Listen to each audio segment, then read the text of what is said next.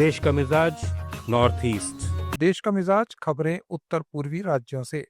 मिजोरम की डंपा विधानसभा सीट के उपचुनाव में मुख्य विपक्षी पार्टी एमएनएफ के आर ललथंग लियाना ने जीत दर्ज की है। उन्होंने सत्ताधारी जोरम पीपल्स मूवमेंट के उम्मीदवार वान लाल सेलोवा को 562 वोटों से हराया। कुल 14,593 वोटों में से ललथंग लियाना को 6,981 और जेडपीएम को 6,419 वोट मिले, जबकि कांग्रेस और बीजेपी उम्मीदवार पीछे रह गए।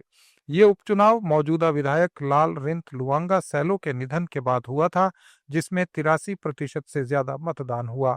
जीत के बाद ललथंग लियाना ने कहा कि ये डंपा के लोगों की जीत है और उन्होंने इसका श्रेय ईश्वर को दिया।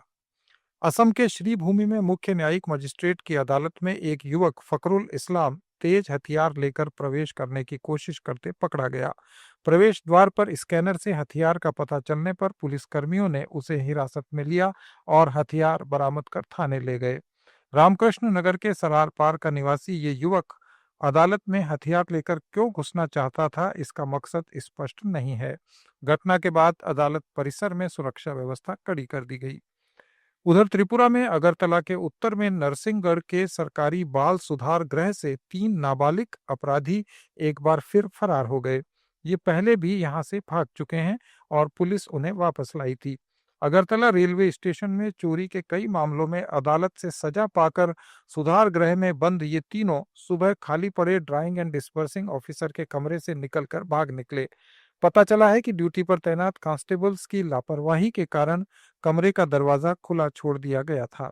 शुरू में तो शिकायत दर्ज करने से भी इनकार किया गया, लेकिन हल्ला मचने पर रिपोर्ट लिखी गई। पुलिस फिर से तीनों की तलाश कर रही है। लेट्स माइक देश का मिजाज नॉर्थ ईस्ट। मणिपुर में अवैध अफीम खेती पर बड़ी कार्रवाई में सुरक्षा बलों ने वन विभाग सहित सरकारी एजेंसियों के साथ मिलकर उखरूल और कांगपोकपी जिलों में फैली पोस्त की फसलों को नष्ट कर दिया।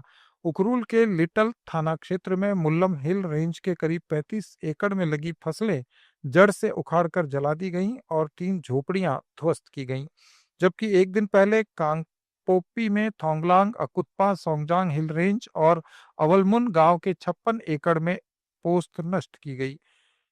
इस दौरान 10 बोरी उर्वरक और 9 बोरी नमक को भी नष्ट किया गया।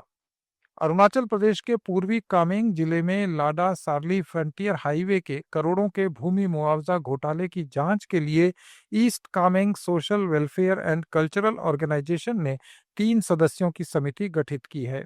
वरिष्ठ पत्रकार सीसी ग्यादोम इसके अध्यक्ष बनाए गए हैं।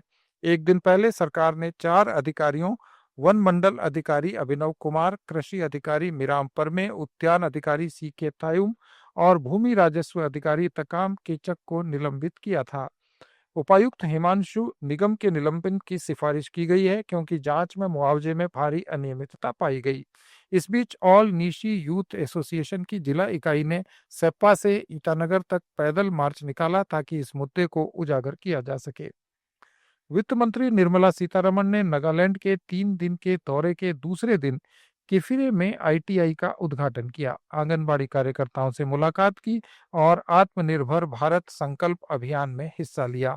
इसके बाद कोहिमा पहुंचकर उन्होंने तेलंगाना स्टेट नेटवर्क, टीसेट और राष्ट्रीय इलेक्ट्रॉनिक्स एवं सूचना प्रौद्योगिकी संस्थान के बीच एमओयू साइनिंग कार्यक्रम में शिरकत की। इससे पहले दीमापुर हवाई अड्डे पर मुख्यमंत्री डॉक्टर नेफ्यू रियो और उप मुख्यमंत्री टीआर जेलियांग ने निर्मला सीतारमण का स्वागत किया। आप सुन रहे थे let's mike more than radio. Follow कीजिए हमें हमारे सोशल मीडिया प्लेटफॉर्म्स पर। It's time for news. It's time for More Than Radio. Presenting the first radio news app, Let's Mic. Let's Mic, a news-based app on your phone where you get to watch and listen news, talk shows, interviews, radio show podcasts. On Let's Mic, you get all relevant information of TV, print, radio, podcast, and digital. Let's Mic talks about every segment of life.